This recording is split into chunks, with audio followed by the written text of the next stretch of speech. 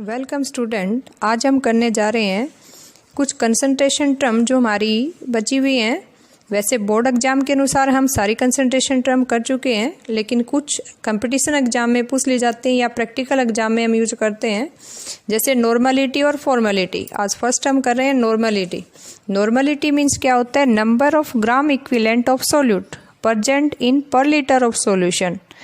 That means normality को जिसको capital N से डिनोट कर रहे हैं, क्या हो जाएगा कि कितना वेट ऑफ सोल्यूट यानी WB upon equivalent weight of solute into 1000 और डिवाइड करेंगे volume in ml of A solutions, तो हमें क्या मिल जाएगी? नॉर्मलिटी। नॉर्मलिटी में हम इक्विवेलेंट वेट यूज कर रहे हैं। इक्विवेलेंट वेट कैसे निकालते हैं हम कि मोलर मास ऑफ सोल्यूट को उसके n फैक्टर से यानी n से डिवाइड करेंगे। n मीन्स क्या होता है? अगर आयनिक कंपाउंड है तो कैटायन पे जितना चार्ज है उससे डिवाइड कर देंगे। अगर हमारे पास कोई एसिड दे रखा है जैसे सोल्यूट, तो एसिड में कितने रिप्लेसेबल चाइन है वो उसकी बेसिसिटी हो जाएगी। और अगर हमें कोई भी बेस दे रखा है तो उसमें कितने रिप्लेसेबल और चाइन है उसकी एसिडिटी हो जाएगी। तो हम इजीली क्या निकाल सकते हैं? उसका equivalent weight.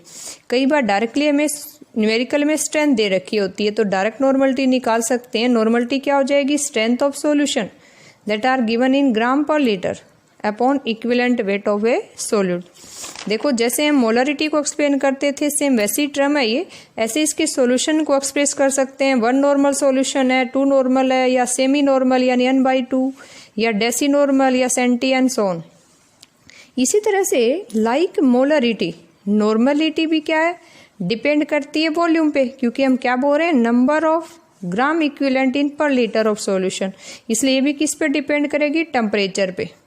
That means it's concentration very with temperatures. अब देखो, हम देखते हैं relationship between normality and molarity. कई बार डायरेक्ट हमें निकालना हो तो मोलरिटी इंटू मोलर मास किसके बराबर हो जाएगा? Normality into equivalent weight of solute. या कह सकते हैं कि नॉर्मलिटी किसके बराबर हो जाएगी? n into molarity. n हमें पता है, अभी पढ़ा था कि ये कोई भी चार्ज हो सकता है कैटायन के ऊपर कितना, अगर आयनिक कंपाउंड है। ये बेसिसिटी हो सकता है अगर एसिड हम ले रहे हैं, और एसिडिटी हो सकता है अगर कोई बेस ले रहे हैं। या हम डायरेक्ट निकाल सकते हैं नॉर्मलिटी अपॉन मोलरिटी किसके बराबर हो जाएगा? Equal to molecular mass of solute upon equivalent mass of solute. Okay student, next देखो, अगर कई बार हमें न्यूमेरिकल में डेंसिटी और वेट परसेंटेज दे रखा है सॉल्यूशन का, तो भी हम डायरेक्टली नॉर्मलिटी निकालेंगे। जैसे हमने सेम मोलरिटी निकाली थी, wait percentage into density into 10 upon equivalent mass of solute. जैसे एक छोटा सा न्यूमेरिकल करके देखते हैं कि density of A solution containing 30% by mass of sulphuric acid is 1.09 ग्राम पर ml। Calculate normality of solution. देखो हमें क्या दिया गया है? 30% वेट परसेंटेज ऑफ सोल्यूट और डेंसिटी दी गई है 1.09 ग्राम पर ml। अब इक्विवेलेंट वेट निकाल लेते हैं। इक्विवेलेंट वेट कैसे निकालेंगे? हमें पता है सल्फ्यूरिक एसिड का मोलर मास कितना होता है? 98 ग्राम पर मोल। इसकी बेसिसिटी 2 है क्योंकि 2 एचाइन रिप्लेसेबल है, तो हमारा इक्विवेलेंट वेट कितना आ गया? 49। तो हम नॉर्मलिटी के फॉर्मूले में पुट करेंगे wait percentage into density into 10 upon equivalent wait 49। तो हमें नॉर्मलिटी कितनी मिल गई अभी? 2.89 नॉर्मल। देखो, कई बार डाइल्यूशन इक्वेशन की तरह यूज करेंगे, जैसे मोलरिटी में यूज की थी। एक सॉल्यूशन की नॉर्मलिटी से दूसरे की निकालनी हो जब एक सॉल्यूशन से दूसरा सॉल्यूशन बनाते हैं। ऐसे एक कंसंट्रेशन टर्म करनी है हमने formality. Formality same like molarity, लेकिन जब हम आयनिक कंपाउंड की बात करते हैं तो उस केस में हम फॉर्मेलिटी वर्ड यूज करते हैं, यानी number of formula mass in gram present per litre of solution. Mole of ionic compound को क्या बोलेंगे? 4 मोल। और इसी तरह कंसंट्रेशन को क्या बोल देते हैं? फॉर्मेलिटी। इसी तरह कई बार डेमल वर्ड यूज किया हुआ मिल सकता है हमें। डेमल मीन्स क्या होता है? 1 mole of solute present in 1 litre of solution at 0 degree Celsius. ये कुछ वर्ड है, बाई चांस आ सकते हैं कई न्यूमेरिकल में, इसलिए ये भी हमने डिस्कस कर लिए। देखो, अब जो सबसे ज़रूरी है, जो हमारे एग्जाम में पूछा ही जाता है, इनके ऊपर मोस्ट इंपॉर्टेंट कुछ न्यूमेरिकल की प्रैक्टिस करते हैं। जैसे हम एक न्यूमेरिकल ये दिए रहे हैं, ए solution contain 410.3 gram of sulphuric acid per liter of solution at 20 degree Celsius. If density is 1.243 gram per ml, what will be its molarity and molality? देखो हमें न्यूमेरिकल में क्या दे रखा है कि 400.3 gram sulphuric acid per litre of solution, that means gram per litre of solution दे रखे हैं। हमें क्या मिल गया यहाँ पे? स्ट्रेंथ मिल गई है। हमें डेंसिटी दी हुई है, डेंसिटी कितनी है? 1.243 ग्राम पर ml। जब भी कोई न्यूमेरिकल सोल्व करें हम सबसे पहले लिखेंगे गिवन, फिर हम देखते हैं कि हमने क्या कैलकुलेट करना है, मोलरिटी करनी है और मोलालिटी। अब स्ट्रेंथ से डायरेक्टली हम पहले क्या निकाल सकते हैं? मोलरिटी निकाल सकते हैं, क्योंकि हमें पता है मोलरिटी क्या होती है? Strength upon molar mass of solute. Strength numerical में गिवन है और molar mass of sulphuric acid कितना है? 98 ग्राम पर मोल। तो हमें मोलरिटी कितनी मिल गई? 4.186 मोलर। अब देखो नेक्स्ट हमसे पूछा गया है कि मोलालिटी बताओ, स्मॉल एम भी कैलकुलेट करो। अब स्मॉल एम और कैपिटल एम का फॉर्मूला हमें रिलेशन पता है, पीछे पढ़ा है अभी, कि मोलालिटी क्या होती है? Molarity into 1000 upon 1000 into density, और माइनस क्या करेंगे? Molarity into molar mass of solute. अब ये सारे डाटा हमारे पास गिवन है, तो हमें मोलालिटी कितनी मिल जाएगी? 5.02 मोलर। ओके स्टूडेंट, देखो एक छोटा सा और आपके लिए न्यूमेरिकल है। The density of A 2.03 molar solution of acetic acid in water is 1.017 ग्राम पर ml। Calculate the molarity of A solutions. देखो सेम वैसा ही न्यूमेरिकल है जो ऊपर वाला अपना सेकंड पार्ट है। यहाँ आपको मोलरिटी दी गई है, डेंसिटी दे रखी है सॉल्यूशन की, तो आपने इजीली इसकी स्मॉल एम मोलरिटी निकाल लेनी है। इसी तरह एक न्यूमेरिकल और देते हैं। The density of A 3 molar sodium thiosulphate solution is 1.25 ग्राम पर ml।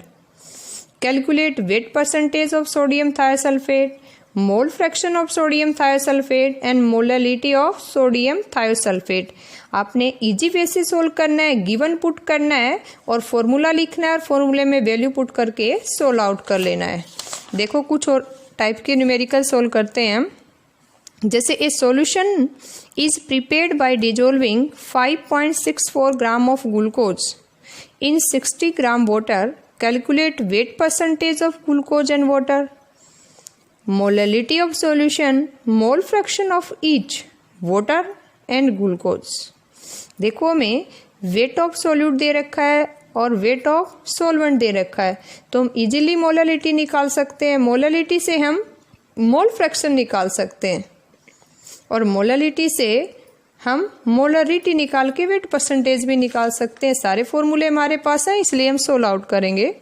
अगला न्यूमेरिकल है, देखो mole fraction of methanol in an aqueous solution is 0.02 and its density is 0.994 ग्राम पर centimetre cube. Determine its molarity and molality. देखो अगर हमें mole fraction दे रखा है तो पहले हम मोलालिटी निकालेंगे।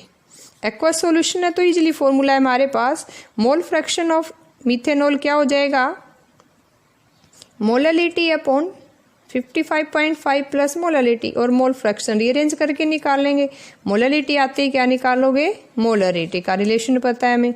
इसी तरह से एक और निकालना है। कैलकुलेट कंसंट्रेशन ऑफ अन्य सॉल्यूशन इन ग्राम पर ml which has the same normality has that of solution of HCl of concentration 0.04 ग्राम पर ml। देखो थोड़ा सा आपको हिंट दे रही हूँ मैं। जैसे नॉर्मलिटी ये कह रहा है कि HCl और NaOH की बराबर है। नॉर्मलिटी का फॉर्मूला हमें पता है कि weight upon equivalent weight into 1000 upon volume of solution in ml। अब इसने हमें दे रखा है HCl की कंसंट्रेशन 0.04 ग्राम पर ml, तो वेट ऑफ सॉल्यूट मिल गया आपको 0.04 ग्राम, वॉल्यूम मिल गया सॉल्यूशन का 1 ml। इक्विवेलेंट वेट आप निकाल सकते हो, तो हमें क्या मिल जाएगा? वेट ऑफ NaOH कितना यूज किया हमने। अगला न्यूमेरिकल है, how many sodium ion are present in 50 ml of 0.5 molar solution of NaCl।